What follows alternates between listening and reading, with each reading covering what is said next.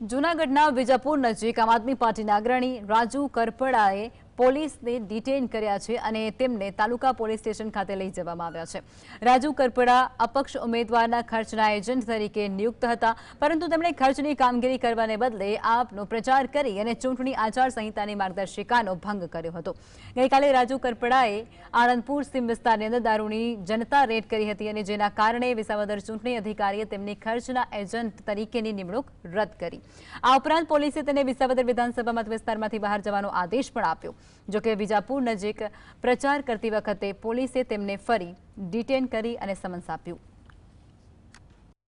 જે બાબતે પોલીસને પણ તેની અમલવારી કરવા સૂચના થઈ આવેલી તે અંતર્ગત છે તેમને ટેલિફોનિક જાણ કરવા છતાં તેઓ વિજાપુર જે વિસાવદર વિધાનસભાનો વિસ્તાર હોય ત્યાં પ્રચાર કાર્ય કરી રહેલા હોય, આથી તેમને પોલીસ દ્વારા પોલીસ સ્ટેશન લાવી અને આ બાબતે સમજ કરવામાં આવેલી છે કે તમને ચૂંટણી અધિકારી શ્રી દ્વારા જ્યાં સુધી વિધાનસભા વિભાગનું મતદાનનું કાર્યવાહી પૂરી ન થાય ત્યાં સુધી તમે આ વિસ્તારમાં કોઈ પણ પ્રકાર હાજર રહી શકશો નહીં।